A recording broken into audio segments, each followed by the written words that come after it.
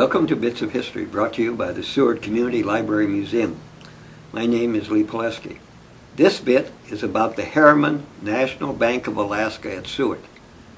Although the bank closed in 1922, the building in which it was located, with some minor remodeling, is still standing at the corner of 5th and Adams. But if you take the time to look at the plaque at the entrance to the building, you will see that the bank is only remembered in a parenthesis.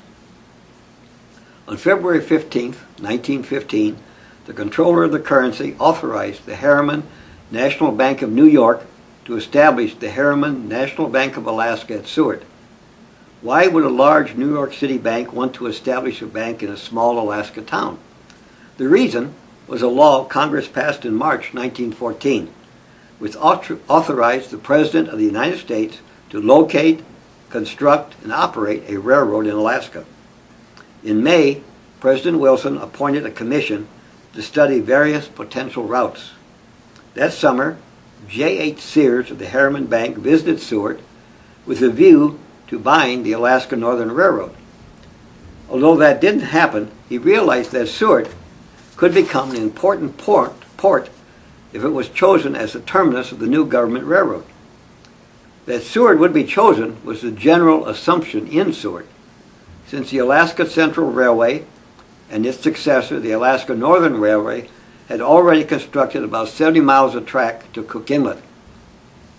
This speculation was reinforced when Gaston Hardy, who would be in charge of the new bank, arrived in Seward on March 16, 1915.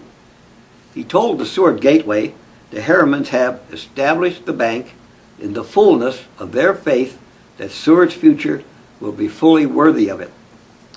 The Harriman Bank had not shown so much faith in Seward when it first applied for the right to organize a national bank in Alaska.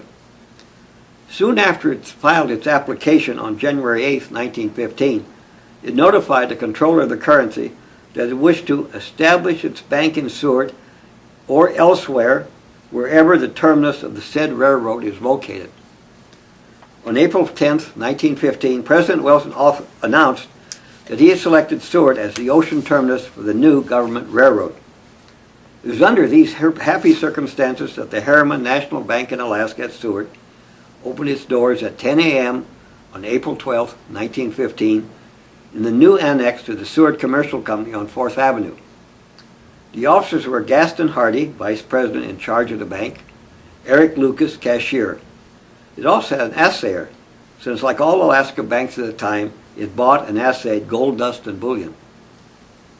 In the bank's first report to the Territorial Banking Commission in 1915, it reported assets of $44,656.99. By 1916, its assets had grown to $190,007.30. In that year, the bank purchased property at the corner of 5th and Adams and started construction of a new bank building. In March 1916, the bank was designated a government depository for the purpose of receiving and handling funds of the Alaska Engineering Commission, which was building the Alaska Railroad. On Alaska Day, October 18, 1916, the bank moved into its new building and opened for business the next day. In 1917, the first in a series of events happened that would lead to the liquidation of the bank. The Alaska Engineering Commission moved its headquarters from Seward to Anchorage. The next year, the reconstruction of the Alaska Northern Railroad between Seward and Anchorage was completed, and the railroad payroll in Seward dropped dramatically. In 1919, the Harriman Bank reached its highest point, with assets of $498,311.51. On July 1st that year, the bank leased the northern half of its basement as the federal jail in Seward. The jail remained there until July 24, 1920. In February 1921, the bank requested that its name be changed to the First National Bank of Seward, since the similarity in the names of the Harriman National Bank of New York and the Harriman National Bank in Alaska at Seward caused confusion. The Comptroller of the Currency approved the change on February 24, 1921. It is hard to understand why the bank went to the trouble of changing its names, because the day after the change was made, it notified the Comptroller of the Currency that although the bank was still solvent, The shareholders wanted to liquidate the bank due to the decline in the population and in business enterprise in this part of Alaska. The building of the Alaska Railroad had not brought the economic boom to Seward the Harriman Bank had expected. The controller had no objection to the voluntary liquidation, and the bank closed its doors on May 1st, 1922.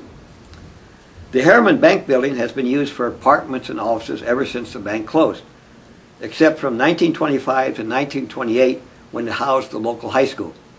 L.V. Ray, an attorney, Seward mayor from 1923 to 1929, and first president of the First Territorial Senate in 1913, owned it for many years, which is why it is still usually referred to as the Ray Building. Thank you for listening to this bit of history. Remember, the Seward Community Library Museum is the place to learn more about Seward's interesting history.